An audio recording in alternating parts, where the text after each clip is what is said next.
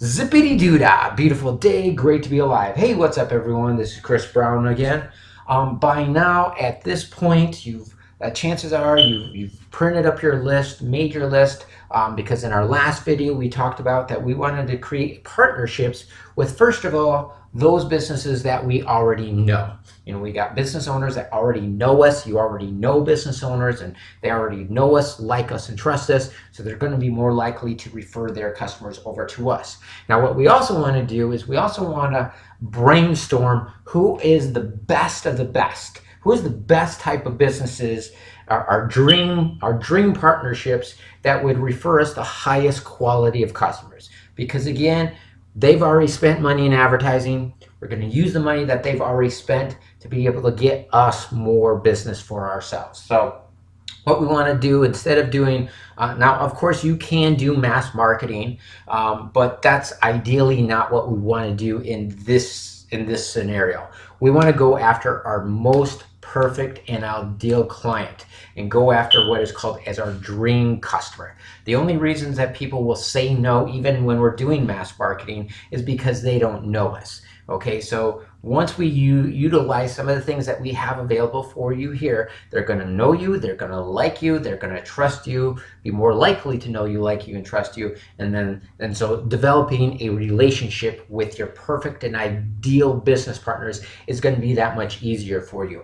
Now, there's a lot of tools out there on the internet, and before we wanted to get started here, I wanted to show you a couple of things.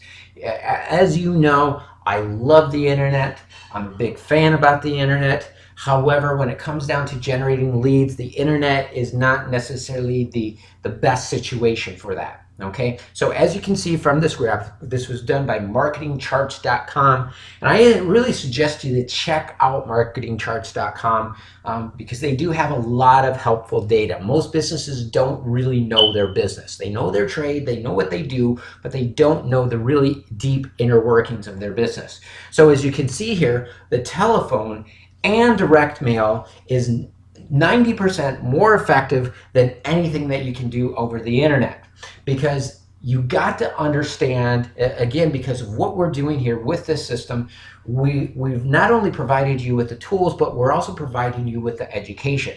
Now, people are using these tools in the wrong situation. These are wonderful tools for us, but they're wonderful tools for us to follow up and to develop a relationship and retaining customers. Like as you can see with mobile, on generating a lead, it has a 0.2% lead response. That's horrible. But when it comes down to maintaining the loyalty of your customer, that is the #1 most effective. So you actually have to understand your tools and what is the purpose of each one of those tools. And that's why we're here for you, to be able to help you to use again, not all marketing is created equal.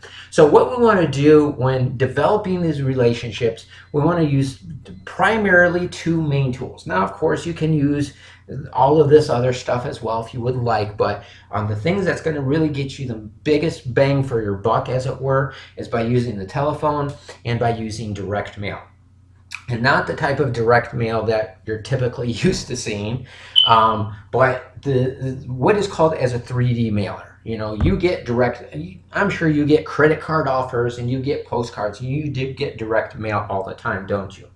Because we are not doing mass marketing here. We're only going after a couple, about 10 or 20 ideal perfect clients to really create a relationship like this. So when it comes down to that type of marketing, we are going to spend a little bit more money for everyone, but the response rate is going to be dramatically higher as well. And what we want to do is we want to get things that will stand out. You see, if you send a postcard, and if everybody else is sending a postcard, there's nothing that's going to get you to stand out for them to read your message, okay, and take you up on the offer that you're sending them. However, let's say that you sent a sales letter or a letter in a bottle, like what you see here. What is the likelihood of you opening that up? You'll probably just open it up just because you're curious out of it, right? Let's say that you sent a trash can through the mail, and put a sales letter in the trash can. What is the likelihood of you opening that up? So there's a company that we use, and this type of direct mail is called 3D mailers.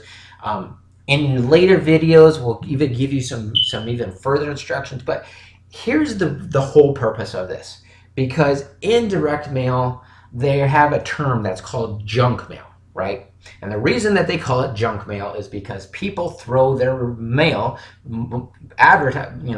mail that businesses spent a lot of money to deliver, but people will throw it in the mail because it looks uninteresting to them, and they'll throw it in the trash, right? What we want to do is we want to use things that will actually stick out and get people to take notice. Now, there's a gentleman, we'll talk to you later about him, but he spends about $1,000 per every mailing that he sends out. One client sends one direct mail piece to one client. It's really big and bulky. He sends a cake, he sends a DVD player and a CD. It's really expensive, but it's about $1,000 to send that out. Okay, but for every sale that he gets, he makes $40,000. Okay, and but he has 100% closing ratio because of using 3D mailers. So if you know for every single person that you sent out a $1,000 direct mail campaign to, and if you were going to land a $40,000 client, would it be worth it to you? And again, that's what using these 3D mailers. So you might spend, $5 for a mailing or something like that. Maybe not all, $2, $3, $4, $5 on a mailing, and but it's going to be, you're going to have a greater chance of them responding.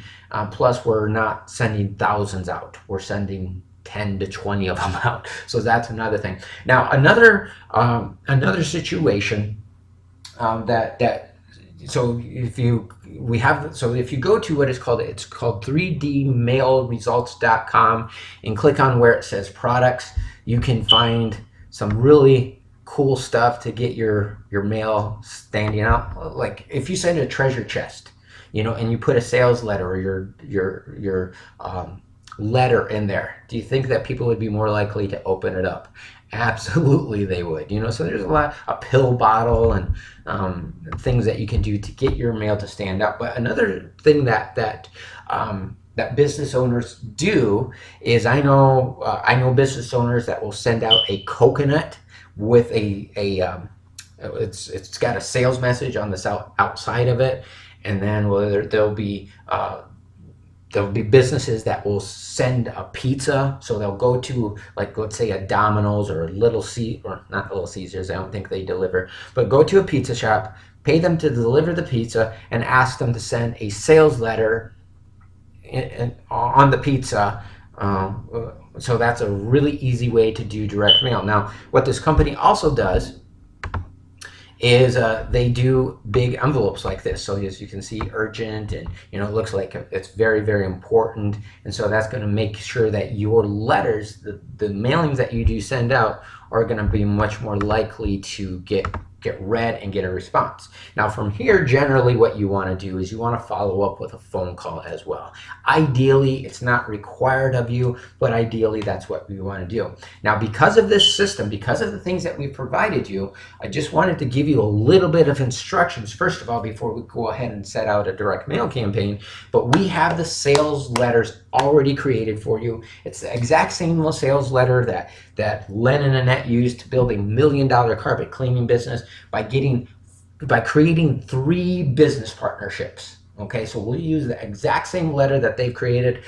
We also have more advanced campaigns for you as well when you want to do that as well. But the main thing is that if you're going in this type of situation, so when we're trying to find business partners to refer us business, if we're going to use direct mail, we want to use something that's big and bulky and something that's going to get people to take notice of this.